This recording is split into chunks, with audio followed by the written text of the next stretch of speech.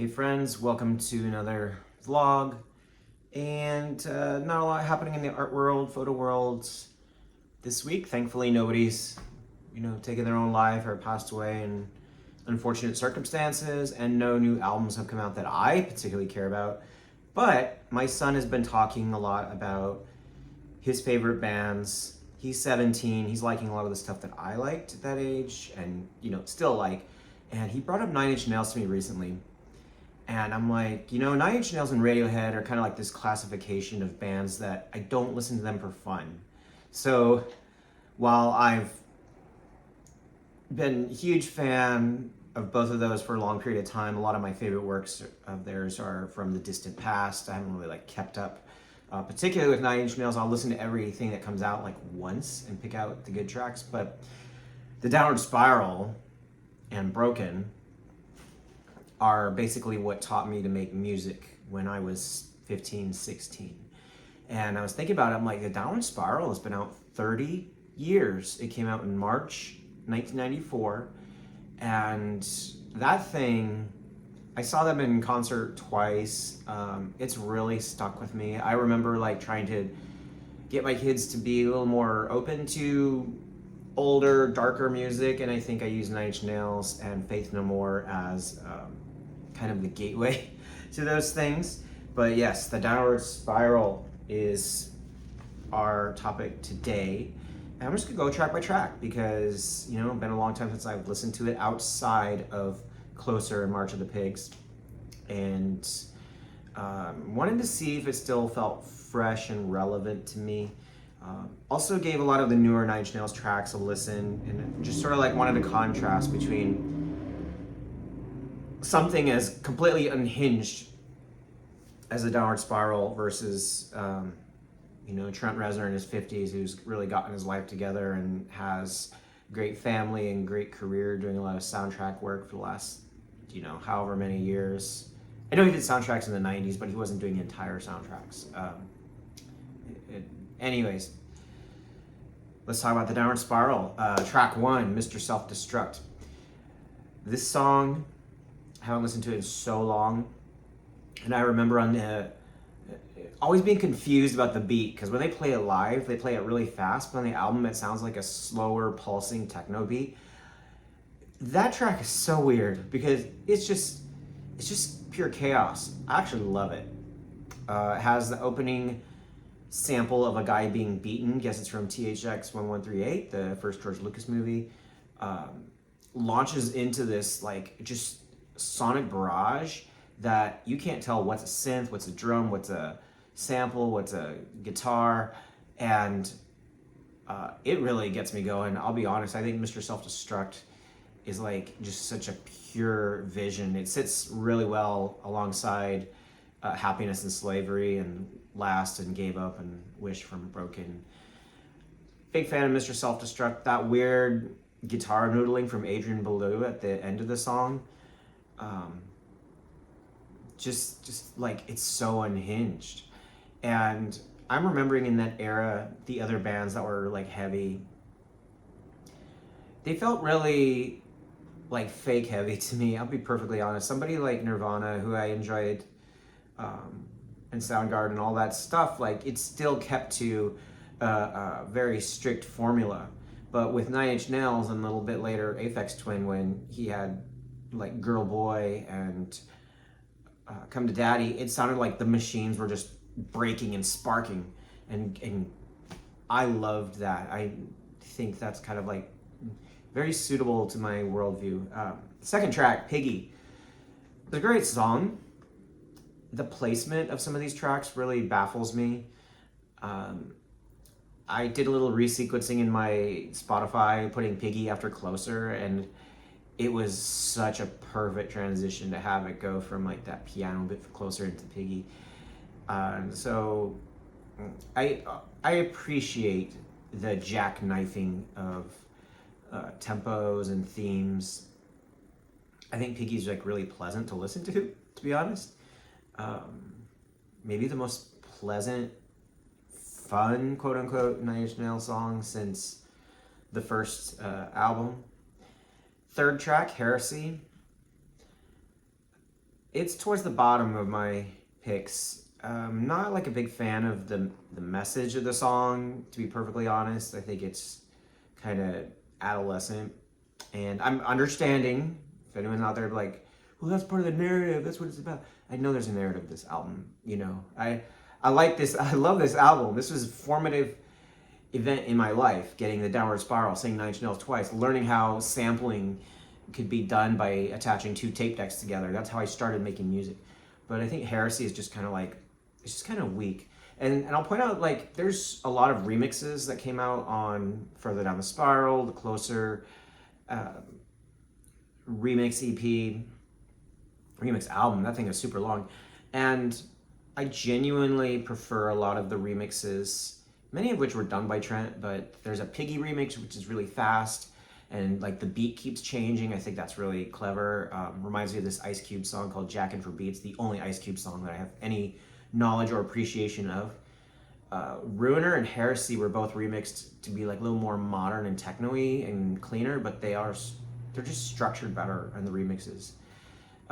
Mr. Self-Destruct has a remix that is like very clear with a fast beat on Further Down the Spiral. Eraser has this sea shanty version. So I'm a big fan of all of those remixes. And if they were all available on Spotify, I definitely make my own, alternate universe version of Further Down. I'm sorry, the Downward Spiral. I'm not going to do any edits and include those. But going back to the album, Heresy, I don't know. It just doesn't have anything that makes it spark, especially when compared to some of these other tracks. Track 4, March of the Pigs, song is incredible. That song is like, it's so short. It's got the thrash beats, it's got the like techno breakdown, and it has what I can only classify as like the Cheers theme song piano bit, almost Billy Joel. And I love the ideas that go into that song. I don't know, I didn't really read too much into what the lyrics meant to most of these things. Like Heresy, it's pretty clear. March of the Pigs, I'm assuming that song kind of reflects impotent rage, meaning people protest, they rant online. It's evolved since 1994, but they scream and shout, and then it's like, now I feel better, now I'm ready to go conform. And so that's kind of the way it goes. People are not really like sticking to their convictions, and they're not really putting their money where their mouth is. I apologize for the chaos that's happening outside of me. I am in Los Angeles. And March of the Pigs is a beast. I love that song. I think when we saw the music video for it, where they're just playing live and thrashing about, like, that's as raw as it gets. And I have all the time in the world for March of the Pigs. It's a great gym song. Closer, I understand, Trent had different intentions than the way that people interpret Closer as being, a song that's like suitable for strip clubs and stuff, and rather about the loneliness and human misery. And I just think Closer is one of the best pop songs there is. It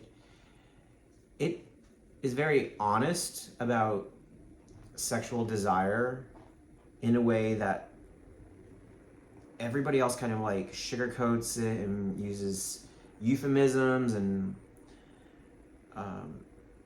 the way that the music ramps up, but it starts like caveman, almost just, and then it just evolves and evolves and evolves and evolves.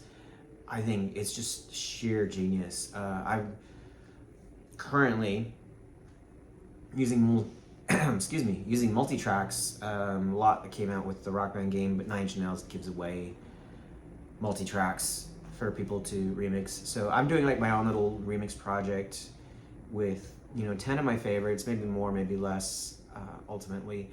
And Closer is one that I've kind of like making the attempt to take all the elements that are there, but shrink it down into a 3.5 minute pop song, and really like emphasize that, not out of disrespect for how epic it is on the album, but I just want to see if it can be done. I want to see if there's a version of Closer that can carry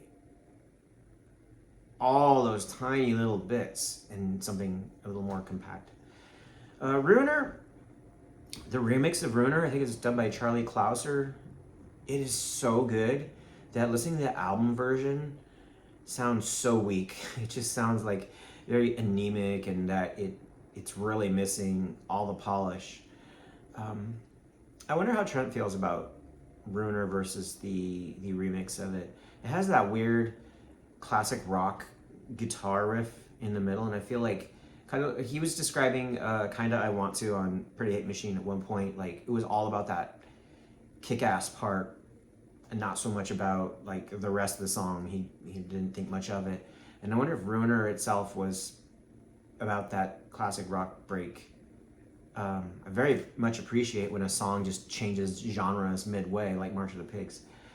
The Becoming, I've been listening to that one a lot because I just don't know how you write a song like The Becoming. It's unreal. It has so many parts, and it has like a melody to the voice that's very hard to follow. When I think about songs that are really complex, I think how I would approach something that's really complex, and the answer is I would probably just copy something that was really complex or mix up things, mash it up, and then basically trace over it. So I'm wondering if The Becoming was something like that. It definitely feels like it has those kind of David Bowie melodies that I can't really dig my personal claws into. I Do Not Want This is a really good song. I think it's like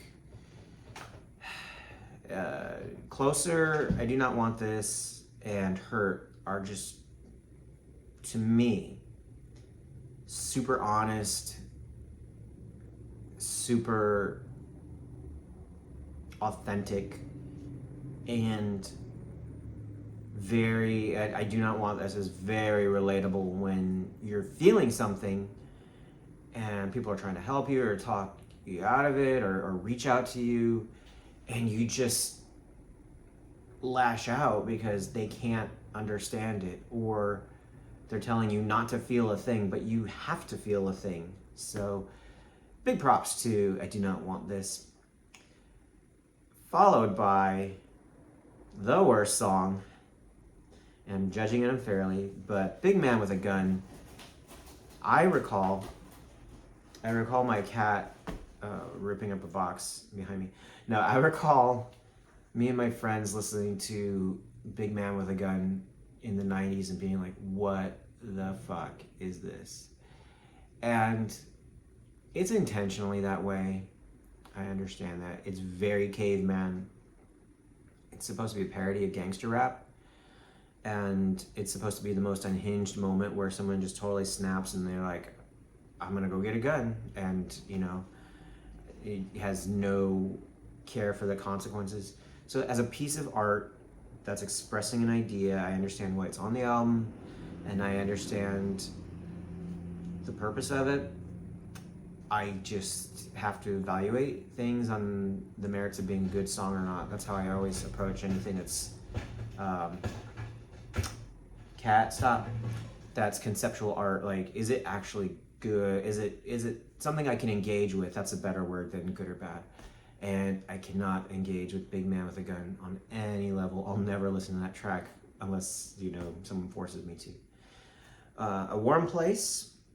Always been a fan of this, and it was brought to my attention that it's basically like another David Bowie song, or another song. They had like the same chords going on, but it doesn't really matter to me if it's borrowed or reflecting some influence, because I do that stuff all the time, and I think that's how art is generally made anyways.